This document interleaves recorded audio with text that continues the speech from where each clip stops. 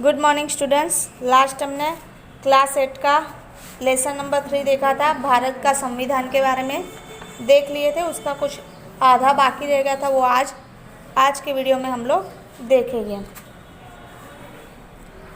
Silent features of our constitutions, यानी कि भारत के संविधान की मुख्य विशेषताएं।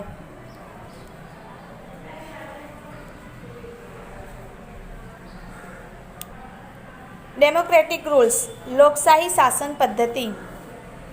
India has adopted the democratic system of government. General elections are held in our country every 5 years. Citizens above the age of 18 are eligible to cast their vote. We cannot imagine democratic without election. People all over the country play their role in electing their representatives. Any vote of the country can contain an elections irrespective of his or her religious caste, class or gender. The elected representatives rules for 5 years. Every citizen enjoy the freedom to follow religious of his her choice as well as freedom of speech, expression and thoughts, expression और thoughts। लोकशाही शासन पद्धति। लोकशाही शासन पद्धति यानी कि भारत ने लोकशाही शासन पद्धति को जो है वो स्वीकार किया। हमारे देश में प्रति 5 वर्ष में सामान्य चुनाव होता है। इसमें 18 वर्ष या अधिक उम्र वाले नागरिक जो है वो मतदान करते हैं, यानी कि वोट देते हैं। चुनाव के बिना लोकशाही की कल्पना नहीं की जा सकती है और अपने प्रतिनिधियों का चुनाव में देश के सभी लोगों की भूमिका होती है। देश का जो कोई भी नागरिक है वो चुनाव लड़ सकता है, भले ही वह किसी भी धर्म, जाति, वर्ग, स्त्री या पुरुष क्यों ना हो, वो भी चुनाव लड़ सकता है। उसमें चुने हुए सदस्य 5 वर्ष तक जनप्रतिनिधित्व करते हैं और नागरिकों को विचार, वाणी, अभिव्यक्ति और इच्छा अनुसार धर्म का पालन करने की स्वतंत्रता होती है। सेक्युलरिज्म यानी कि धर्मनिरपेक्षता।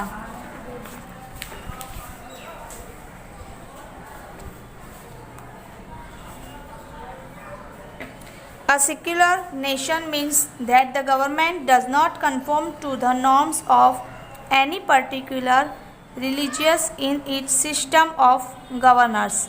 Citizens are not discriminated on the basis of their faith, sect or religion. Every citizen enjoy the right to follow and propagate the religion of his her choice. यानी कि भारत एक गैर सांप्रदायिक यानी कि धर्मनिरपेक्ष और गणतंत्र देश है। धर्मनिरपेक्ष अर्थात देश का जो शासन किसी भी संप्रदाय या धर्म की मान्यता के आधार पर नहीं चलता है। संप्रदाय के आधार पर एक या दूसरे नागरिक के बीच भेदभाव या तो पक्षपात किया नहीं जा सकता है और प्रत्येक नागरिक को अपने धर्म का पालन करने तथा मान्यता रखने का और उसका प्रचार करने की स्वतंत्रता होती है। अब टॉपिक है रिपब्लिक यानी कि गणतंत्र।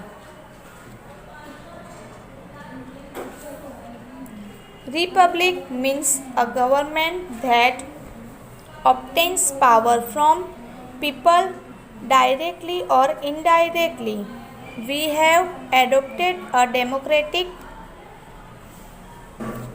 republic system of government, which means that powers are not limited in the hands of a 5 privileged peoples. Rather, it's assembled to all the citizens irrespective of their caste, class, religious और gender.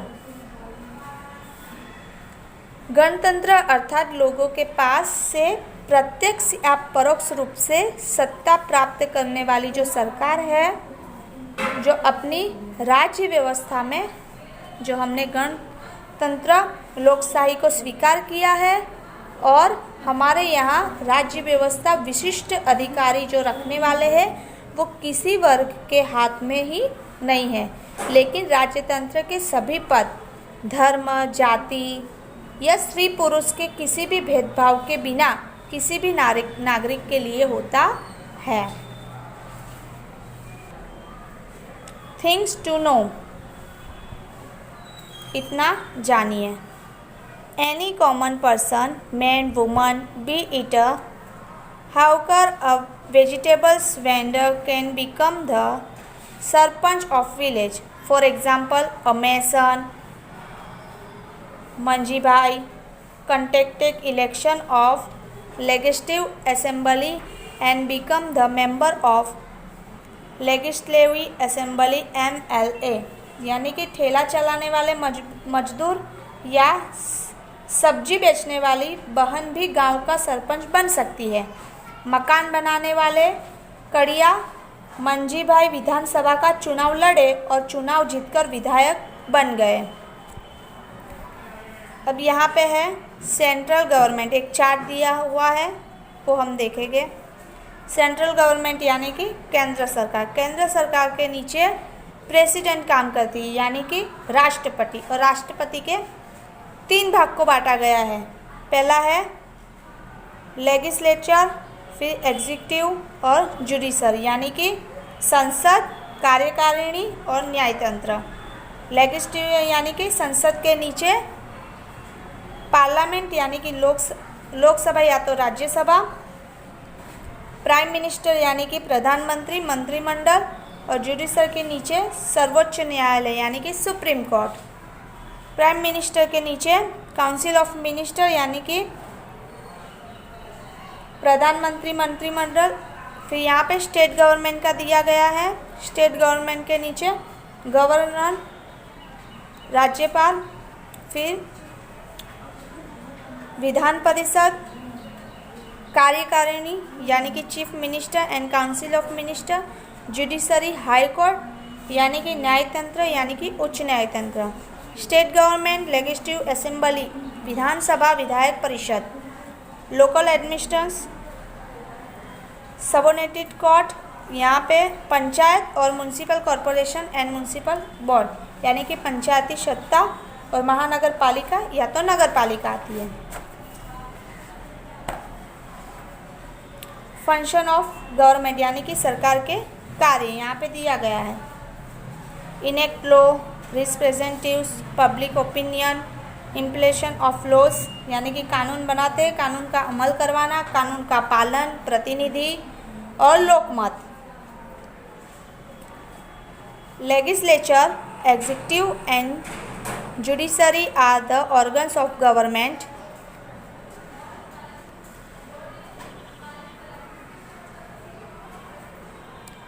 Legislative makes a laws, executive with help in civil service, official implements of law, and judiciary makes a people follow the law and does the work providing justice। यानी कि धारा सभा, कार्यकारिणी और न्यायतंत्र केंद्र सरकार के अंग है और संसद कानून बनाने, मंत्रिमंडल और इन कानूनों का अमल करवाने और न्यायतंत्र कानून का अर्थघटन करने और न्याय देने का कार्य करता है। थिंक यानी इतना सोचिए। Gujarat also has Vidhan Sabha, council of ministers and high courts. Why so यानी कि गुजरात में भी विधानसभा, मंत्रिमंडल और उच्च न्यायालय है, ऐसा क्यों? फेडरल स्टेट यानी कि संघ राज्य। India is a federal state. There is a distribution of subject on which the central of the state governments can form laws.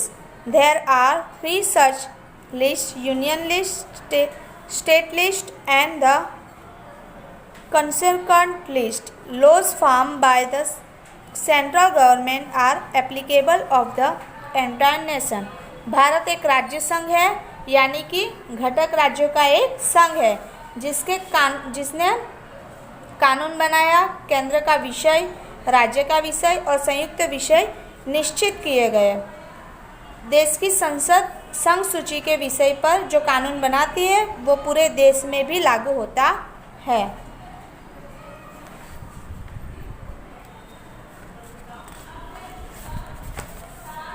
अब हम देखेंगे फंडामेंटल राइट्स यानी कि